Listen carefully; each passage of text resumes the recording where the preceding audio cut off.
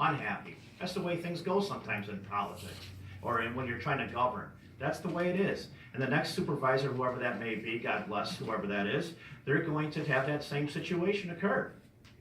But the fact is I want to make sure that we have solid numbers. And I understand that's been a long process. Trust me, I know. But we will get there. We'll have our budget in on time, and the town of Milton residents will all have their opportunity to know what the numbers are, to vet the numbers as we go through these budget workshops together.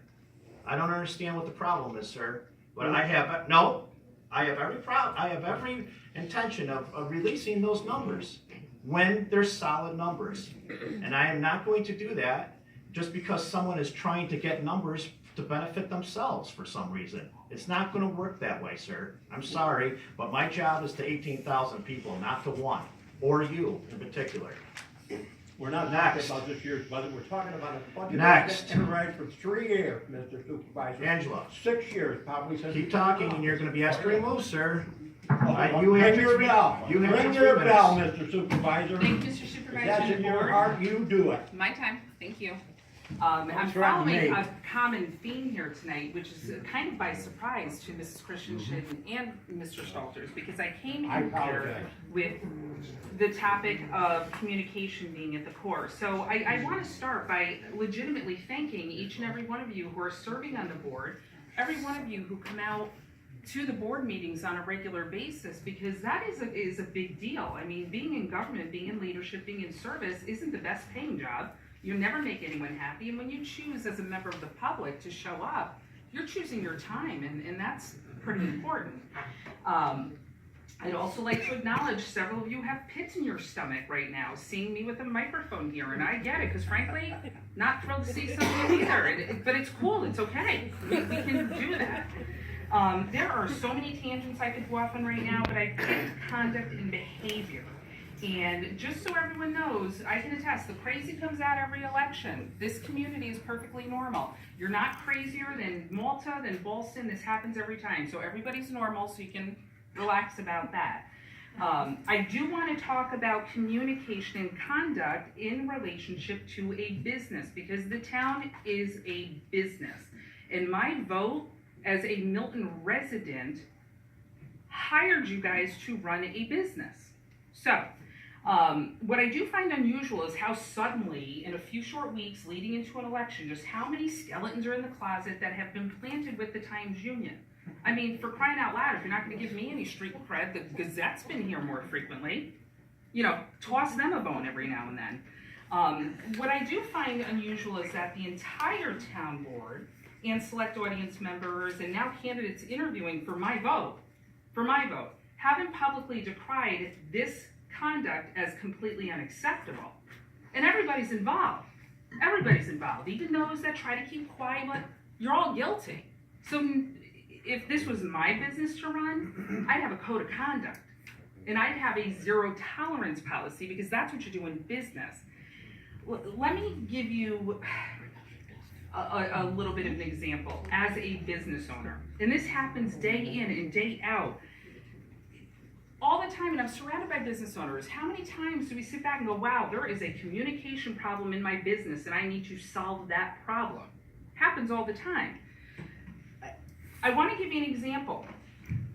So in my business today, John Olenek sent me an email, called me all kinds of names, told me I was childish and juvenile and immature. Excuse me. No, This is slander. This is slander. I refuse to accept this. Speak, sir. I refuse to accept this. This is slander. Again, You he can't additionally do called that. me a journalist, which I am not. And the point that I am making, clearly demonstrated, is this is a part of conducting business. Sometimes communication isn't received or accepted in always the perfect way, but this town should have a code of conduct and a zero tolerance policy for things that are referred to as name calling, or when executive session information gets planted with the media. There should be a code of conduct and a zero tolerance policy in a business setting. So that's what I would like to see. And my big question is, why isn't there just that? In a second email, he told me to put on my big boy pants, as if I could possibly own a pair of big boy pants in my closet. I mean, that's just ridiculous. My point is, I told him in writing to stop. So I've set a standard. And now in a group of like-minded people, I'm going to feel pretty confident that as a team, if I set a standard and say stop, there will be people that will support my standard of stop. I have faith that this board running the business of the town can set a communication policy, maybe do some workshops in effective communication, but run the business of the town as a business. So I hope that's fair. Thank you for your time very, very much. Thank you, Angela.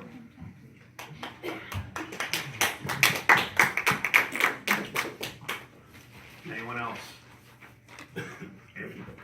And I just have to say, moving forward, if a speaker is speaking, even if you disagree with them, we cannot have outbursts from the crowd. If you want to speak, you'll have your opportunity. Mr. Rossi.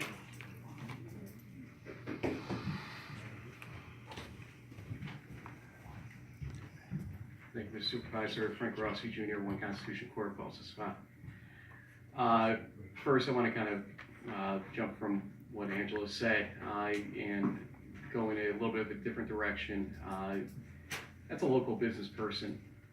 And we don't do enough to support sometimes our local businesses. Newspapers and media are businesses as much as anything.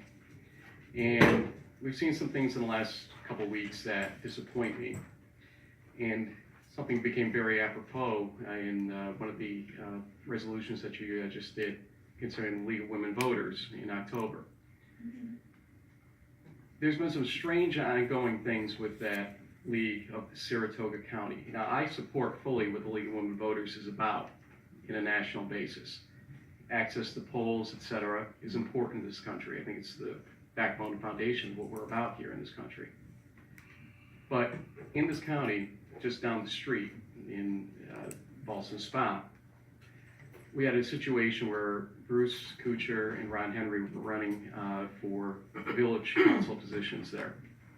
And the league decided to put together one of their forums. And Ellie Dillon, the head of the Democratic Party, is the one that announced it, put a press release out instead of the League of Women Voters, which is against protocol. This happens, they get called out for it.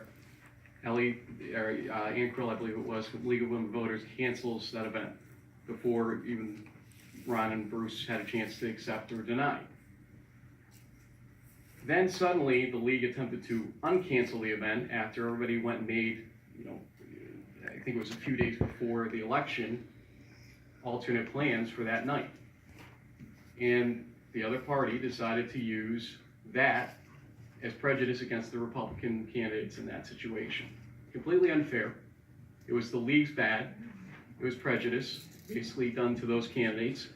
And the league allowed it to happen, and lied in a lot of respects as well from what the emails show. Come here to the town of Milton, and on August 16th, the league tells folks, we're not doing anything on primaries. Okay, fine. See you in October. A week later, they sort of uncancel that idea. And they decide to, out of nowhere, hold a forum, but it wasn't the league again that announced the forum, it was a candidate that announced it. Mr. Rossi, you got 1 minute. And it looks like it's going to be attempted to be used as prejudice again. All the while, that forum probably would get 100 people in that room. Angela McFarland asked the candidates, or supervisors specifically, because having supervisor candidates and town council candidates on the same stage, as you know, Supervisor Luza, this is a much different job. Respect what all of you do. It absolutely is. But it should be separated. And the idea here is this. Mr. McFarland offered, as the local newspaper, a person that knows all the stuff going on around here pretty much, to hold that forum, put it online so it's on demand for people that need to see it, but maybe can't get to a forum on a Thursday night. The 100 people that would show up versus the 1,000 people that would see it online. My question is, why aren't we supporting our local business better in that situation And why are we throwing bones to the League of Women Voters instead of repudiating their actions in these 2 elections that we're looking at here for doing the same exact thing twice, prejudicing candidates and becoming part of the equation instead of trying to be that unbiased group that you spoke of from Charlotte Drusell's letter. Support local and stop hiding from the people that want to see you. Thank you very much. Thank you. And I completely agree with you, not as far as all the political ramifications, or the political talk that you just said, but as far as the supporting local businesses is something that we definitely need to do. And you know, and also with what Mrs. McFarland said too, I appreciate the comments that you made, and that's a battle that I've been having here for 6 years, as far as trying to keep things, when you go into executive session, the point of executive session is to remain confidential. And unfortunately, that hasn't always been the case. Meg? I have one question, I may have missed it, I'm sorry. When do you set the numbers for the, to move on to the budget? Are they giving you any time frame at all? They haven't, Meg, but I probably will have them sometime in the middle of next week. I'm looking at late next week. So we're gonna put the framework of the budget together. We're gonna have it to Mr. Mevick's office before the 26th. The 26th of September will be our next board meeting, because I know you came in late. Right. That's gonna take the place of September 20th meeting. That will be our regular board meeting. That's when the town clerk will offer that to the town board, Okay. and that's how we follow. And there'll be procedure. copies available? Absolutely. After, there'll be copies After- available the after next Fed- day, Right, okay. in the town clerk's office. And I'm glad you brought that up, actually, because I forgot. If you would, because last few years, we've made like 20 to 25 copies of the budget, and they sat in there, and there's a lot of pages to the budget, and it's a lot of paper. So I ask anyone, if you would like a copy of the budget on September 27th, which is the following Wednesday, please call the town clerk's office, ask for a budget, and Mrs. Mevick will make sure that you have a copy. There'll be a copy prepared for you when you get here, okay? Thank you. Thank you. Anyone else? Tom? Mr. Supervisor, I how are you today? I can, we said. Why don't we just put the 40, 50 pages online? And then everybody can look at it. It's 40, 50 pages will be online, Tom. Okay. I'm just saying, if anyone a lot of people don't like to go online, they like to have the thing, that's what I'm Okay. saying. It's gonna be made available. Okay, Yep. great, thanks. Yep. Yes, sir.